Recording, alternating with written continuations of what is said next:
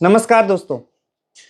जिस तरीके से एपिस्टीन फाइल्स को लेकर के अभी हाल ही में जो विवाद हो रहा था, अब उसमें एक नया नाम भी शामिल हो गया है, जिसका नाम सुनकर के आपको हैरानी हो जाएगी। अब भारत के प्रधानमंत्री नरेंद्र मोदी का नाम भी एपिस्टीन फाइल से जुड़ गया है। हालांकि भारत के विदेश मंत्रालय ने इस पर क्या सफाई दी है, क्या बोला है, इस बारे में भी आपको बताएंगे और आखिर प्रधानमंत्री नरेंद्र मोदी का नाम एपिस्टीन फाइल्स से कैसे जुड़ा है, इस बारे में भी बताएंगे। इस बारे में बात करेंगे कि एपिस्टीन फाइल्स है क्या और एपिस्टीन फाइल्स में नाम जो आ रहे हैं इसका क्या मतलब हो सकता है। कांग्रेस ने अभी हाल ही में जो खुलासे हुए उसको लेकर के कहा है कि यौन अपराधी जेफरी एपिस्टीन की फाइल्स में प्रधानमंत्री नरेंद्र मोदी का नाम है। कांग्रेस नेता जो पवन खेड़ा है उन्होंने बकायदा एक्स पर पोस्ट करके लिखा है कि ये राष्ट्रीय शर्म का विषय है, पीएम किस लिए जेफरी एपिस्टीन की सलाह ले रहे थे। पहली पोस्ट में खेड़ा ने लिखा है कि जेफरी एपिस्टीन को अमेरिका में मानव तस्करी, नाबालिगों के यौन शोषण और बलात्कार का दोषी ठहराया है। वो लिखता है कि भारत के प्रधानमंत्री नरेंद्र मोदी ने उसकी सलाह मानी, अमेरिका के राष्ट्रपति को फायदा पहुंचाने के लिए इजराइल में नाच गाना किया। कुछ हफ्ते पहले उनकी मुलाकात हुई थी और यह काम कर गया। खेड़ा ने अमेरिकी जस्टिस डिपार्टमेंट का लिंक शेयर करते हुए कहा है कि भारत के पीएम का एक ऐसे बदनाम व्यक्ति के इतने करीब होना उनके फैसलों, पारदर्शिता और कूटनीतिक मर्यादा पर गंभीर सवाल खड़े करता है। अब यह साफ है कि पीएम का एपिस्टीन के साथ सीधा संबंध रहा है, जिसकी अब तक कोई साफ वजह सामने नहीं आई है। विदेश मंत्रालय ने बयान जारी करके एपिस्टीन फाइल्स में लगाए गए आरोपों का खंडन किया है और उसने लिखा है कि ये सब जो है बकवास है। सरकार ने कहा एपिस्टीन घोषित अपराधी है, इसकी बातों को गंभीरता से नहीं लेनी चाहिए। लेकिन एपिस्टीन ऐसा क्या है जिसके दावे जिस फाइल्स के जो दावे किए जा रहे हैं उसकी सच्चाई क्या है, ये आपको जानने के लिए एपिस्टीन कौन है इस बारे में जानना होगा। जेफरी एपिस्टीन न्यूयॉर्क का करोड़पति फाइनेंसर था। उसकी बड़े नेताओं और सेलिब्रिटी से दोस्ती थी। उस पर 2005 में नाबालिग लड़की के साथ यौन उत्पीड़न का आरोप लगा। 2008 में उसे नाबालिग से सेक्स की मांग करने का दोषी ठहराया गया और उसे 13 महीने की जेल हुई। और ये इतना पावर था इसमें, इतना शक्तिशाली था कि जो है इसने अपनी जो सजा थी वो जेल से बाहर, जेल की जो अवधि थी वो जेल 13 महीने की करवाई और उसके बाद उसमें भी वो जेल से बाहर जा सकता था। इस तरीके की सजा हुई, मतलब इसको नाम मात्र की सजा हुई। लेकिन 2019 में जो सजा हुई, जब जेल में गया तो वहां पर एक बार इसके ऊपर हमला भी हुआ, लेकिन उसके बाद उसी के ठीक कुछ दिनों बाद ही इसकी रहस्यमय तरीके से मौत हो जाती है। इसके बाद जो अमेरिकी जो जस्टिस विभाग है, जेफरी एपिस्टीन को लेकर के तमाम जो फाइलें सार्वजनिक की हैं उसमें ये एपिस्टीन फाइल ट्रांसपेरेंसी एक्ट के तहत ये सब किया जा रहा है, जिसमें अमेरिका के जो राष्ट्रपति हैं ट्रंप का नाम आया और ट्रंप से संबंधित जो दावे किए गए उसमें तमाम पुष्ट अनपुष्ट, मतलब जो कि पुष्ट भी हो चुके हैं तमाम आरोप, और उसमें कुछ पुराने आरोप हैं जिसको लेकर के सनसनीखेज दावे किए गए हैं कि उनके तमाम संबंध रहे हैं और वो भी नाबालिग लड़कियों से।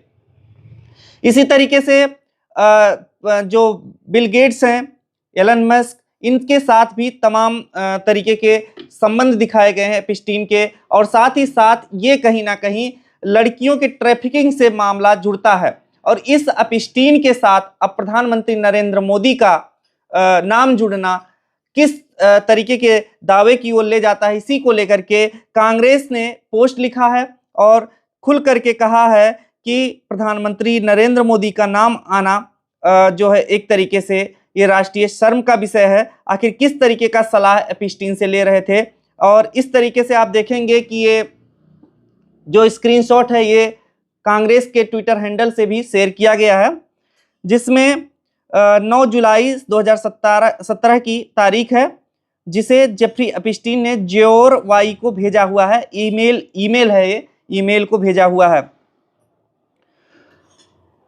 पवन खेड़ा जो कांग्रेस के नेता हैं, प्रवक्ता हैं, उन्होंने 3 सवालों के जवाब प्रधानमंत्री नरेंद्र मोदी से मांग लिए हैं। एपिस्टीन की बदनाम एलीट लोगों की लिस्ट सामने आने के बाद से दुनिया भर में ये विवाद अभी थमने का नाम नहीं ले रहा है। अब एपस्टीन और पीएम मोदी के बीच यह संबंध देश की इज्जत और अंतर्राष्ट्रीय छवि से जुड़ा गंभीर मुद्दा है, इसलिए प्रधानमंत्री को 3 सवालों का जवाब देना चाहिए, ऐसा पवन खेड़ा लिख रहे हैं। उन्होंने जेफरी एपस्टीन को सलाह किस लिए ले रहे थे, पहला प्रश्न पूछा है। दूसरा, इजराइल में अमेरिकी राष्ट्रपति के कौन सा लाभ लिए, वे नाच गा रहे थे, इसके बारे में पूछा है। तीसरा लिखा है, मैसेज में लिखा है इट वर्कड, तो क्या कामयाबी हासिल हुई इससे, इस बारे में भी खेड़ा ने बात की है। दूसरा पोस्ट करके उन्होंने फिर एक चैट का स्क्रीनशॉट शेयर किया है, जिसमें 24 मई 2019 की तारीख है। इसमें लिखा है कि 24 मई 2019 को नरेंद्र मोदी ने भारत के प्रधानमंत्री के तौर पर जब दूसरी बार शपथ ली, इसके कुछ दिन पहले ही जेफरी एपस्टीन ने स्टीव बैनन को बताया था। स्टीव बैनन है ट्रंप का करीबी आदमी, उसको बताया कि उसकी मोदी के साथ एक दिलचस्प बैठक हुई है। मोदी ने बताया है उसे कि वाशिंगटन में कोई उससे बात नहीं करता है। मोदी ने उसे बताया है कि मुख्य दुश्मन चीन है और क्षेत्र में उसका proxy Pakistan. Modi Steve Bannon के विजन से पूरी तरह सहमत हैं। स्टीव बैनन को मोदी से मिलना चाहिए और एपस्टीन उसे सेट कर सकता है। इस तरह की बात एपस्टीन के सहयोग से जिस तरीके से ये मेल और सारी चीजें निकल करके सामने आ रही है, ये तमाम तरीके के आरोपों की ओर ले जाता है। अब एपस्टीन केस की जो कहानी मैंने बताई है जिस तरीके से, उसको लेकर के अब जो है यहाँ पर पीएम मोदी की जो यात्रा थी उसको लेकर के जो विदेश मंत्रालय है उसने कोरी कल्पना और बकवास करार दिया है। साथ ही इस तरीके से कहा है कि इस एक दोषी है और घटिया और बेबुनियाद कल्पनाएं हैं। मंत्रालय ने यह भी कहा है कि 2017 में पीएम मोदी की आधिकारिक इजराइल यात्रा के अलावा इन रिपोर्ट्स में कोई भी सच्चाई नहीं है। यानी कि ये मान रही है कि 2017 में जो रिपोर्ट है कि इजराइल की यात्रा हुई है उसमें सच्चाई है, बाकी कोई चीज की सच्चाई नहीं है। गौरतलब है कि कांग्रेस नेता ने इसको लेकर के सवाल पूछे थे, इस सवालों के जवाब के बाद ही प्रतिक्रिया सामने आई है। अब देखने वाली बात होगी कि एपस्टीन के जो फाइलें अभी सार्वजनिक नहीं की गई हैं, जो कुछ बचा है उसमें क्या कुछ खुलासे होते हैं। लेकिन उससे पहले जिस तरीके से खुलासे हो रहे हैं वो कहीं ना कहीं जो है शक की ओर ले जाता है कि इस तरीके से नामी दुनिया भर के नामी हस्तियों के नाम जिस तरीके से खुल करके सामने आ रहे हैं, जिसमें एक जो चौंकाने वाला जो दावा हुआ है उसमें यह कहा है कि बिल गेट्स को रशियन लड़कियों से हुआ था यौन रोग। एपस्टीन फाइल्स में ये चौंकाने वाली जो है खुलासे हुए हैं, जिसमें कहा गया है कि बिल गेट्स को रूसी युवतियों से सेक्सुअल ट्रांसमिटेड डिजीज हुआ था, जिसको उसे अपनी पत्नी से छिपाने की कोशिश की थी। बिल गेट्स ने इन आरोपों को खारिज करते हुए एपस्टीन द्वारा बदनाम करने की साजिश बताया है इसे।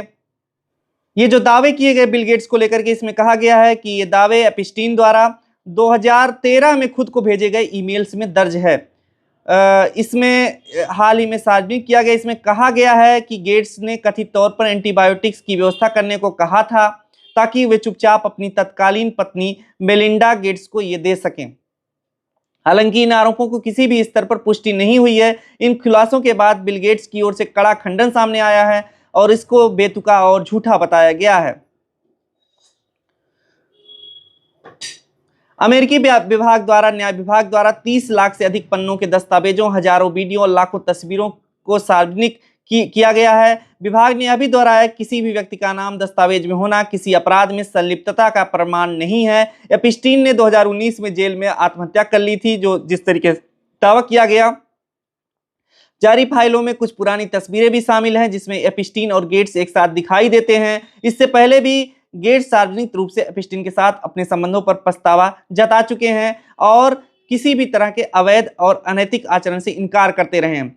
और आपको पता होगा कि बिल गेट्स और मेलिंडा, उनकी पत्नी का विवाह 1994 से 2021 तक चला। उसके बाद मेलिंडा गेट्स ने कहा कि गेट्स की निकटता और निजी जीवन से जुड़े मुद्दे, यानी कि उनका किसी से अवैध संबंध ही उनके तलाक का कारण बना है और यह एपस्टीन से जो निकटता है बिल गेट्स की, इसी वजह से उन्होंने तलाक लिया। ये तो रहा बिल गेट्स का मामला। इसी तरीके से तमाम तरीके के जो चीजें सामने आई हैं उससे कहीं ना कहीं जो है एक तरीके से सत्य को सामने खड़ा कर दिया है। जिस तरीके से नामी हस्तियों को लेकर के ये नामी हस्तियों को लेकर के एपिस्टीन का जो संबंध सामने आया है, और उसमें कहीं ना कहीं नाबालिग लड़कियों की यौन ट्रैफिकिंग का जो मामला, यौन संबंध का जो मामला है, उसको लेकर के, और साथ ही साथ जिस तरीके से तमाम तस्वीरें निकल करके सामने आ रही हैं, जिसमें तमाम हस्तियों के जो है लड़कियों के साथ सीधे सीधे तस्वीरें सामने आ रही हैं, ये बहुत चौंकाने वाला विषय है। जिसमें अभी हाल ही में एपिस्टीन फाइल्स में एंड्रयू माउंटबेटन विंडसर की एक तस्वीर सामने आई है। इस तस्वीर में आप देख सकते हैं कि किस तरीके से एक रूसी महिला के साथ जो है ये एंड्रयू माउंटबेटन की तस्वीर आई है, जिसमें कैमरे की तरफ वो देखते हुए, घूरते हुए नजर आ रहे हैं। ये माउंटबेटन विंडसर को 26 साल की रूसी महिला के साथ डिनर के लिए आमंत्रित किया था जेफरी एपिस्टीन ने ही, और उसकी ये तस्वीर है। और ये पूर्व प्रिंस रह चुके हैं, पूर्व ड्यूक ऑफ यॉर्क और पूर्व प्रिंस ब्रिटेन के किंग चार्ल्स तृतीय के छोटे भाई ये एंड्रयू माउंटबेटन विंडसर है, जिनके बारे में बात हो रही है। एक खबर और है जिसमें यह कहा गया है कि राष्ट्रपति डोनाल्ड ट्रंप का नाम ताजा बैच में आया है। एक हिस्से में लिखा है, रेडेक्टेड ने एक अज्ञात महिला मित्र की रिपोर्ट की जिसे लगभग 25 साल पहले न्यू जर्सी में राष्ट्रपति ट्रंप पर ओरल सेक्स करने के लिए मजबूर किया गया था।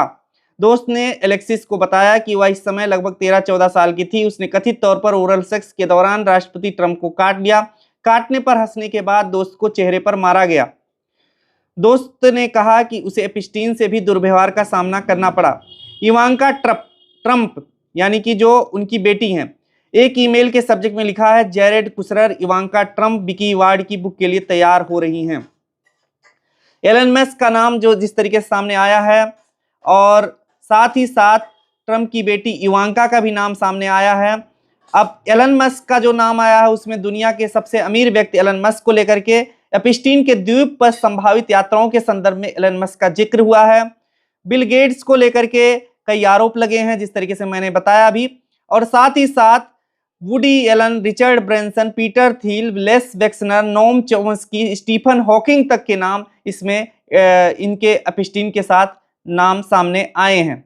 तो फिलहाल आप इस पूरे मसले को लेकर के क्या कहते हैं, और जिस तरीके से भारत के प्रधानमंत्री नरेंद्र मोदी का नाम आया है, विदेश मंत्रालय ने जो स्थिति साफ की है, उसको लेकर के आपका क्या कहना है, कमेंट करके जरूर बताइएगा। देखते रहिए 404। नमस्कार। खबरों में बने रहने के लिए फोरम 4 को सब्सक्राइब करें और नोटिफिकेशन पाने के लिए बेल आइकन दबाएं।